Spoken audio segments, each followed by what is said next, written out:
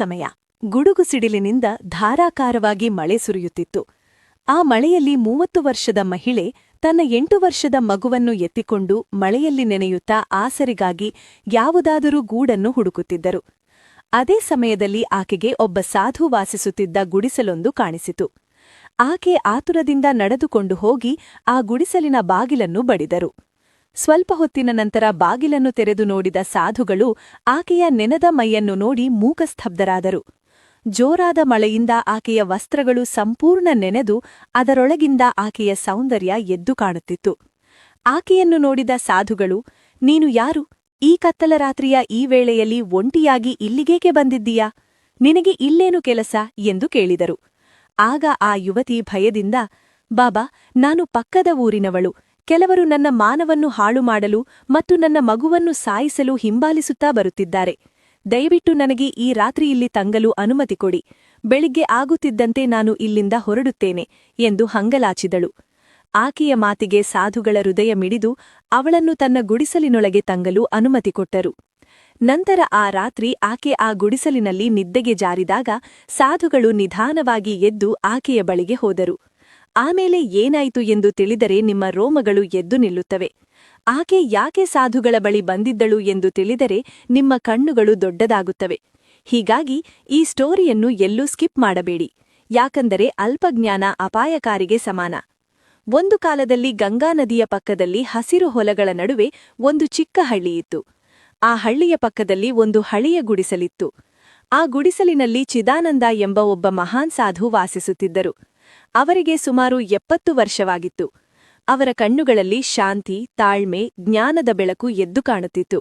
ಅವರು ತಮ್ಮ ಜೀವನವನ್ನು ತಪಸ್ಸು ಮತ್ತು ಧ್ಯಾನದಲ್ಲಿ ಕಳೆಯುತ್ತಿದ್ದರು. ಪ್ರತಿದಿನ ಬೆಳಿಗ್ಗೆ ನದಿಯಲ್ಲಿ ಸ್ನಾನ ಮಾಡಿ ನಂತರ ಧ್ಯಾನಕ್ಕೆ ಕುಳಿತುಕೊಳ್ಳುತ್ತಿದ್ದರು. ಹಳ್ಳಿಯ ಜನರು ಅವರನ್ನು ತುಂಬಾ ಗೌರವಿಸುತ್ತಿದ್ದರು ಹಾಗೂ ತಮ್ಮ ಸಮಸ್ಯೆಗಳಿಗೆ ಸಲಹೆ ಕೇಳಲು ಅವರ ಬಳಿ ಬರುತ್ತಿದ್ದರು. ಹೀಗಿರುವಾಗ ಒಂದು ದಿನ ರಾತ್ರಿ ಗುಡುಗು ಸಿಡಿಲುಗಳೊಂದಿಗೆ ಜೋರಾದ ಮಳೆ ಸುರಿಯಲು ಶುರುವಾಯಿತು. ಗಾಳಿ ರಭಸವಾಗಿ ಬೀಸುತ್ತಿತ್ತು. ಅರಬೆಳಕಿನ ಸಣ್ಣ ದೀಪದ ಬೆಳಕಿನಲ್ಲಿ ಚಿದಾನಂದನವರು ತಮ್ಮ ಗುಡಿಸಲಿನಲ್ಲಿ ಕುಳಿತು ಏನನ್ನು ಓದುತ್ತಿದ್ದರು. ಸಮಯ ಸುಮಾರು 10 ಗಂಟೆ ಸಮೀಪಿಸುತ್ತಿತ್ತು. ಆಗ ಹಠಾತ್ತಾಗಿ ಯಾರೋ ಬಾಗಿಲು ಬಡಿದ ಶಬ್ದ ಕೇಳಿಸಿತು.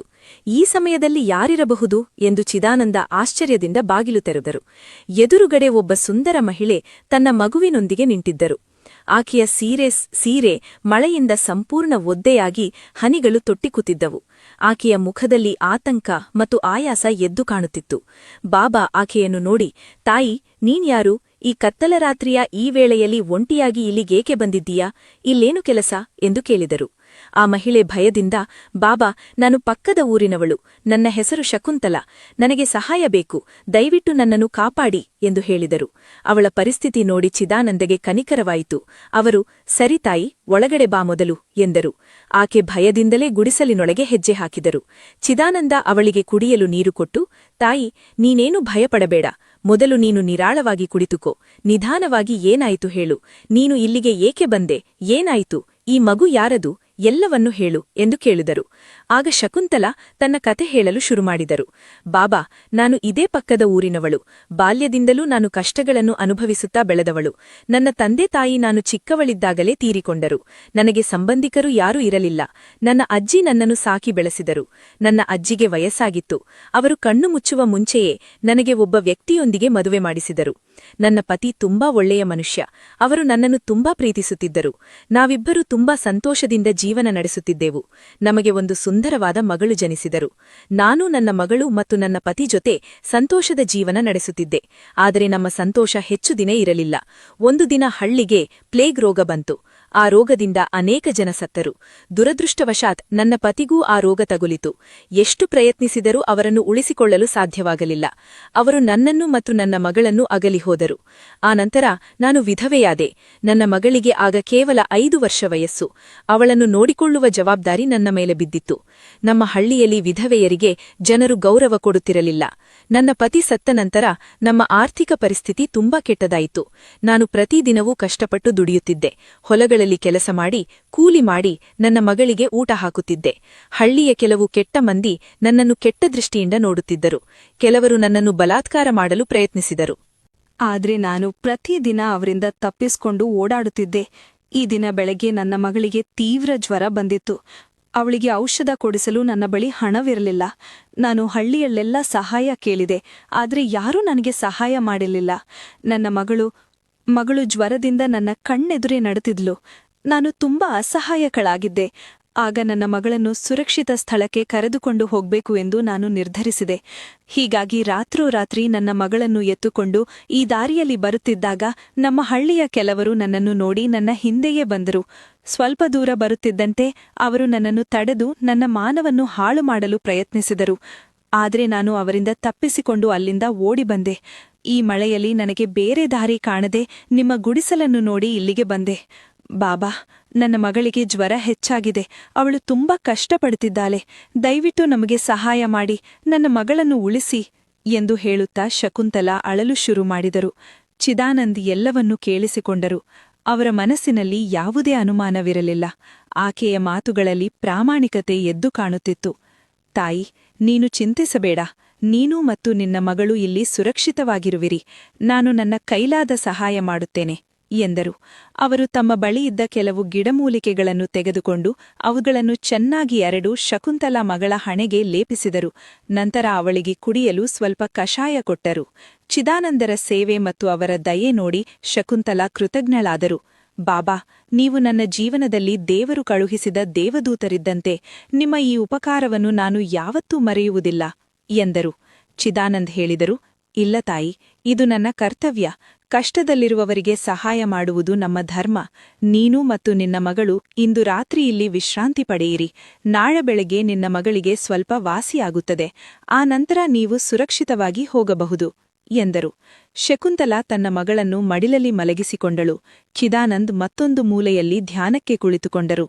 ಶಕುಂತಲಾ ತನ್ನ ಮಗಳನ್ನು ಮಲಗಿಸಿಕೊಂಡು ನಿಧಾನವಾಗಿ ಕಣ್ಣು ಮುಚ್ಚಿದರು. ಆದ್ರೆ ಅವಳಿಗೆ ನಿದ್ದೆ ಬರುತ್ತಿರಲಿಲ್ಲ.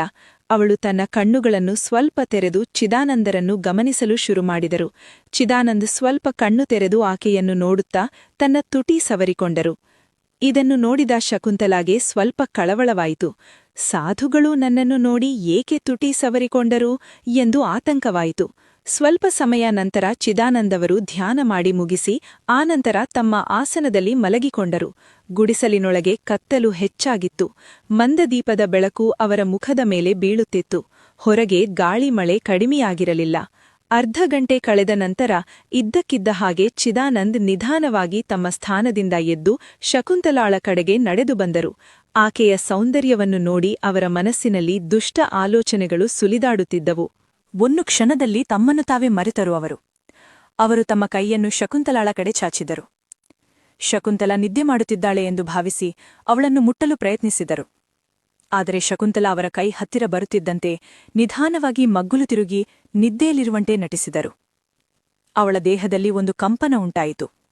ಆ ಕಂಪನ ಚಿದಾನಂದಿಗೆ ಅವಳು ನಿದ್ದೆ ಮಾಡುತ್ತಿಲ್ಲ ಎಂದು ತಿಳಿಯಿತು. ಕ್ಷಣಕಾಲ ಅವರು ಹಿಂದೆ ಇಟ್ಟುವಾಕಿದರು. ಯಾಕೆ ಇವಳಿಗೆ ನಿದ್ದೆ ಬಂದಿಲ್ಲ ಎಂದು ಮನಸ್ಸಿನಲ್ಲಿಯೇ ಅಂದುಕೊಂಡು ಚಿದಾನಂದ ಮತ್ತೆ ತಮ್ಮ ಜಾಗಕ್ಕೆ ಮರಳಿದರು.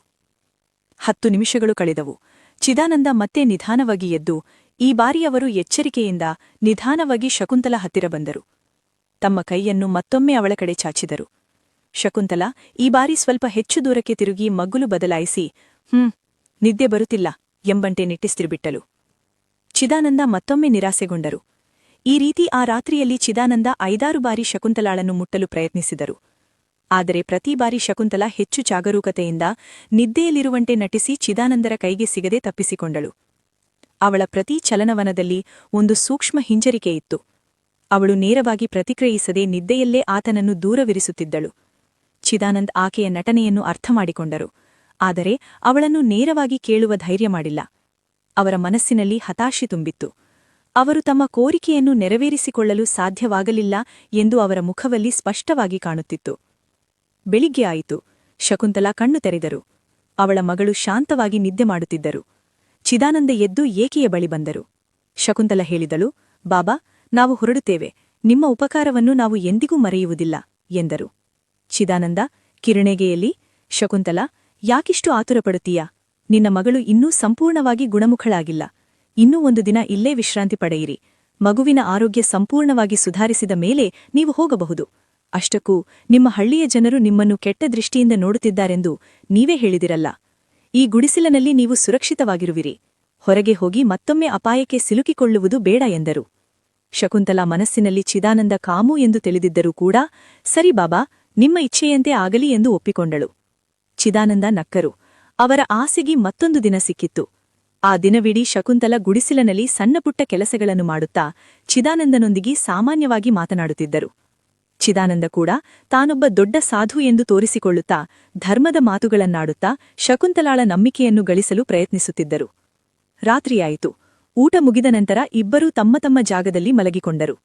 ಶಕುಂತಲಾ ತನ್ನ ಮಗಳನ್ನು ಮಲಗಿಸಿ ತಾನು ಕೂಡ ಕಣ್ಣು ಮುಚ್ಚಿದರು. ಅವಳು ನಿದ್ದೆ ಮಾಡುತ್ತಿದ್ದಾಳೆ ಎಂದು ಚಿದಾನಂದ ಭಾವಿಸಿದರು. ಅವರ ಮನಸ್ಸಿನಲ್ಲಿ ಕೊಳಕು ಆಲೋಚನೆಗಳು ಭುಗಿಲೆದ್ದವು. ಚಿದಾನಂದ ನಿಧಾನವಾಗಿ ಎದ್ದು ನಿದ್ರಿಸುತ್ತಿರುವಂತೆ ಕಾಣುತ್ತಿದ್ದ ಶಕುಂತಲಾ ಬೆಳ್ಳಿಗೆ ಹೋದರು.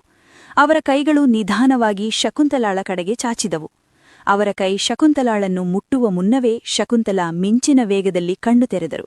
ಅವಳ ಕಣ್ಣುಗಳಲ್ಲಿ ಬೆಂಕಿ ಉರಿಯುತ್ತಿತ್ತು.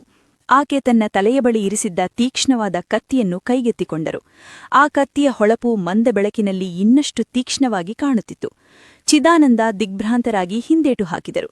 ಅವರ ಮುಖದಲ್ಲಿ ಆಶ್ಚರ್ಯ ಮತ್ತು ಭಯ ಮನೆ ಮಾಡಿತು. ಶಕುಂತಲಾ ಜೋರಾಗಿ ಕೂಗುತ್ತಾ, ಸಾಕು ಚಿದಾನಂದ, ನಿನ್ನ ಈ ಮುಖವಾಡವನ್ನು ತೆಗೆದುಹಾಕು. ನೀನು ಸ್ವಾಮೀಜಿಯಲ್ಲ, ನೀನೊಬ್ಬ ನರ ರಾಕ್ಷಸ. ನಿನ್ನ ನಿಜವಾದ ರೂಪವನ್ನು ತೋರಿಸು ಎಂದರು. ಚಿದಾನಂದ ಶಕುಂತಲಾ ಮಾತುಗಳನ್ನು ಕೇಳಿ ನಡುಗಿದರು. ಅವರ ಮುಖದ ಮೇಲೆ ಶಾಂತತೆಯ ಮುಖವಾಡ ಕುಸಿತು. ಅವರು ಇಷ್ಟು ದಿನ ಅಡಗಿಸಿಟ್ಟಿದ್ದ ತಮ್ಮ ನಿಜವಾದ ಕ್ರೂರ ಮುಖವನ್ನು ಹೊರಹಾಕಿದರು. ಶಕುಂತಲಾಳಿಂದ ಕತ್ತಿಯನ್ನು ಕಸಿದುಕೊಂಡು ಆಕೆಯನ್ನು ಬಲಾತ್ಕಾರ ಮಾಡಲು ಪ್ರಯತ್ನಿಸಿದರು. ಆದರೆ ಶಕುಂತಲಾ ಅವನನ್ನು ತಳ್ಳಿ ತನ್ನ ಹತ್ತಿರ ಬರಲು ಬಿಡಲಿಲ್ಲ. ಶಕುಂತಲಾ ಕತ್ತಿಯನ್ನು ಅವನ ಕುತ್ತಿಗೆಯ ಬಳಿ ಹಿಡಿದು ನಿಂತು ಹೇಳಿದಳು, ನಿನ್ನಿಂದಲೇ ನನ್ನ ಗಂಡನನ್ನು ಕಳೆದುಕೊಂಡೆ. ನಿನ್ನ ಪಾಪಗಳಿಗೆ ನೀನು ಇಂದು ಬೆಲೆ ತರಲೇಬೇಕು. ನನ್ನ ಗಂಡನನ್ನು ಯಾಕೆ ಕೊಂದೆ ಹೇಳು ಎಂದು ಕೇಳಿದಳು. ಸ್ನೇಹಿತರೆ, ಹಳ್ಳಿಯ ಜನರು ಚಿದಾನಂದನನ್ನು ಒಬ್ಬ ದೊಡ್ಡ ಸಾಧು ಎಂದು ತಿಳಿದಿದ್ದರು. ಆದರೆ ಚಿದಾನಂದ ಕೇವಲ ಸ್ವಾಮೀಜಿ ಮುಖವಾಡ ಹಾಕಿಕೊಂಡಿರುವ ನರ ರಾಕ್ಷಸನಾಗಿದ್ದ. ಗತಕಾಲದಲ್ಲಿ ಶಕುಂತಲಾ ಸೌಂದರ್ಯ ಚಿದಾನಂದನನ್ನು ಮೋಹಿಸಿತ್ತು. ಅವಳು ಹೊಲದಲ್ಲಿ ಕೆಲಸ ಮಾಡುತ್ತಿದ್ದಾಗ ಅವನು ಶಕುಂತಲಾಳನ್ನು ಗಮನಿಸುತ್ತಿದ್ದ. ಹೇಗಾದರೂ ಮಾಡಿ ಅವಳನ್ನು ದಕ್ಕಿಸಿಕೊಳ್ಳಬೇಕು ಎಂಬ ದುಷ್ಟ ಆಲೋಚನೆಗಳು ಅವನಿಗೆ ಹುಟ್ಟಿದ್ದವು. ಶಕುಂತಲಾಳಿಗೆ ಮದುವೆಯಾದ ನಂತರ ಅವಳ ಸಂತೋಷವನ್ನು ನೋಡಿದ ಚಿದಾನಂದಿಗೆ ಅಸೂಯೆ ಉಂಟಾಯಿತು. ಆದರೆ ಚಿದಾನಂದ ಶಕುಂತಲಾಳ ಪತಿಯನ್ನು ಹೇಗಾದರೂ ಮಾಡಿಕೊಂಡಲ್ಲಬೇಕು ಎಂದು ನಿರ್ಧರಿಸಿದನು. ಒಂದು ದಿನ ಶಕುಂತಲಾ ಪತಿ ಹೊಲದಲ್ಲಿ ಕೆಲಸ ಮಾಡುತ್ತಿದ್ದಾಗ ಚಿದಾನಂದ ಅವರನ್ನು ದಾರುಣವಾಗಿ ಕೊಂದು ಹಾಕಿದನು. ಆನಂತರ ತಮ್ಮ ಶಕ್ತಿ ಮತ್ತು ಪ್ರಭಾವವನ್ನು ಬಳಸಿ ಆ ಕೊಲೆಯನ್ನು ಪ್ಲೇಗ್ ರೋಗಕ್ಕೆ ಸಂಬಂಧಿಸಿದೆ ಎಂದು ಹಳ್ಳಿಯ ಜನರಿಗೆ ನಂಬಿಸಿದನು. ಹಳ್ಳಿಯ ಜನರು ಚಿದಾನಂದನ ಮಾತನ್ನು ನಂಬಿ ಶಕುಂತಲಾ ಪತಿಯ ಸಾವನ್ನು ದೈವಿಕ ಪ್ರಕೋಪ ಎಂದು ಪರಿಗಣಿಸಿದರು. ಗಂಡನ ಸಾವಿನ ನಂತರ ಶಕುಂತಲಾ ದುಃಖದಲ್ಲಿ ಮುಳುಗಿದ್ದರು. ಆದರೆ ಈ ಕೊಲೆಯನ್ನು ನೋಡಿದ್ದ ಅವಳ ಪತಿಯ ಆಪ್ತ ಸ್ನೇಹಿತನೊಬ್ಬ ಈ ಸಾವಿನ ರಹಸ್ಯವನ್ನು ಶಕುಂತಲಾಗೆ ತಿಳಿಸಿದನು. ಚಿದಾನಂದ ಕೇವಲ ಒಬ್ಬ ಮುಖವಾಡ ಹಾಕಿಕೊಂಡಿರುವ ದ್ರಾಕ್ಷ. ನಿನ್ನ ಪತಿಯನ್ನು ಆತನೇ ಕೊಂದು ಹಾಕಿದ. ನಾನೇ ಅದನ್ನು ಕಣ್ಣಾರೆ ಕಂಡೆ. ಆದರೆ ಇದನ್ನು ಹೇಳುವ ಧೈರ್ಯ ನನಗಿರಲಿಲ್ಲ. ನಿಮ್ಮ ಕಷ್ಟವನ್ನು ನೋಡಲಾರದೆ ಈಗ ಹೇಳುತ್ತಿದ್ದೇನೆ ಎಂದು ಹೇಳಿದ. ಈ ಮಾತುಗಳನ್ನು ಕೇಳಿದ ಶಕುಂತಲಾಳಿಗೆ ತುಂಬಾ ಆಘಾತವಾಯಿತು. ತನ್ನ ಪತಿಯ ಸಾವಿಗೆ ಚಿದಾನಂದನೇ ಕಾರಣ ಎಂದು ತಿಳಿದಾಗ ಅವಳ ಮನಸ್ಸಿನಲ್ಲಿ ಸೇಡಿನ ಬೆಂಕಿ ಭುಗಿಲೆದ್ದಿತು. ಅವಳು ನ್ಯಾಯಕ್ಕಾಗಿ ಕಾಯುತ್ತಿದ್ದಳು. ಈ ಮಳೆಯ ರಾತ್ರಿ ಅವಳ ಸೇಡನ್ನು ತೀರಿಸಿಕೊಳ್ಳಲು ಸೂಕ್ತ ಸಮಯ ಎಂದು ಭಾವಿಸಿದಳು.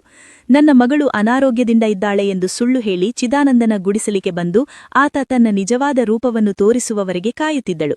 ಈ ದಿನ ಬೆಳಗ್ಗೆ ಗುಡಿಸಲನ್ನು ಸ್ವಚ್ಛ ಮಾಡುವ ನೆಪದಲ್ಲಿ ತಾನು ರಹಸ್ಯವಾಗಿ ತಂದಿದ್ದ ಕತ್ತಿಯನ್ನು ಚಾಪೆಯೊಳಗೆ ಸೇರಿಸಿ ಬಚ್ಚಿಟ್ಟಿದ್ದಳು. ಈಗ ಶಕುಂತಲಾ ಕತ್ತಿಯನ್ನು ಹಿಡಿದು ಚಿದಾನಂದನನ್ನು ಕೊಲ್ಲಲು ಮುಂದಾದಳು. ಚಿದಾನಂದ ಗಾಬರಿಯಿಂದ, ಶಕುಂತಲಾ, ನೀನು ಏನ್ ಮಾಡುತ್ತಿದ್ದೀಯಾ? ನಾನು ಒಬ್ಬ ಸಾಧು. ನನ್ನನ್ನು ಕೊಂದರಿ ನಿನಗೆ ಪಾಪ ತಟ್ಟುತ್ತದೆ. ನನ್ನನ್ನು ಕ್ಷಮಿಸು ಎಂದು ಗೋಗರೆದನು. ನಿನ್ನನ್ನು ಕ್ಷಮಿಸಿದರೆ ನನ್ನ ಗಂಡನ ಆತ್ಮಕ್ಕೆ ಶಾಂತಿ ಸಿಗುವುದಿಲ್ಲ ಅಂತ ಹೇಳಿ ಶಕುಂತಲಾ ಕತ್ತಿಯನ್ನು ಬೀಸಿದರು. ಚಿದಾನಂದ ತಪ್ಪಿಸಿಕೊಂಡು ತಮ್ಮ ಪ್ರಾಣವನ್ನು ಉಳಿಸಿಕೊಳ್ಳಲು ಗುಡಿಸಲಿನಿಂದ ಹೊರಗೆ ಓಡಲು ಪ್ರಯತ್ನಿಸಿದನು. ಆದರೆ ಶಕುಂತಲಾ ಅವನನ್ನು ಬಿಡಲಿಲ್ಲ. ಅವಳು ಚಿದಾನಂದನನ್ನು ಹಿಂಬಾಲಿಸಿದಳು. ಚಿದಾನಂದನಿಗೆ ವಯಸ್ಸಾಗಿದ್ದ ಕಾರಣ ವೇಗವಾಗಿ ಓಡಲು ಸಾಧ್ಯವಾಗಲಿಲ್ಲ. ಶಕುಂತಲಾ ಅವನನ್ನು ಬಿಡದೆ ಹಿಂದನಿಂದ ಕತ್ತಿಯಿಂದ ಅವನಿಗೆ ಹಿರಿದಳು. ಚಿದಾನಂದ ನೆಲಕ್ಕೆ ಕುಸಿದನು. ಶಕುಂತಲಾ ಮತ್ತೆ 5-6 ಬಾರಿ ಅವನಿಗೆ ಹಿರಿದು ಚಿದಾನಂದನ ದುಷ್ಕೃತ್ಯಗಳಿಗೆ ಅಂತ್ಯವಾಡಿದಳು. ಅವನ ಕೊನೆಯ ಉಸಿರು ನಿಂತಾಗ ಶಕುಂತಲಾ ಮುಖದಲ್ಲಿ ಒಂದು ರೀತಿಯ ಶಾಂತಿ ನೆಲೆಸಿತು. ಅವಳು ತನ್ನ ಪತಿಯ ಸಾವಿಗೆ ಸೈಡು ತೀರಿಸಿಕೊಂಡು ಕತ್ತಿಯನ್ನು ಕೆಳಗೆ ಬಿಸಾಕಿ ಗುಡಿಸಲಿನೊಳಗೆ ಬಂದು ತನ್ನ ಮಗಳನ್ನು ಎತ್ತುಕೊಂಡಳು. ಮಗಳು ಇನ್ನೂ ಗಾಢನಿದ್ರೆಯಲ್ಲಿದ್ದರೂ ಶಕುಂತಲಾಳ ಕಣ್ಣುಗಳಲ್ಲಿ ಈಗ ಕಣ್ಣೀರು ಹರಿಯುತ್ತಿತ್ತು. ಆದರೆ ಆ ಕಣ್ಣೀರು ದುಃಖದ ಕಣ್ಣೀರಾಗಿರಲಿಲ್ಲ. ಬೆಳಗ್ಗೆ ಸೂರ್ಯೋದಯವಾಯಿತು. ಶಕುಂತಲಾ ತನ್ನ ಮಗಳನ್ನು ಎತ್ತುಕೊಂಡು ಚಿದಾನಂದನ ಗುಡಿಸಲಿನಿಂದ ಹೊರಬಂದಳು.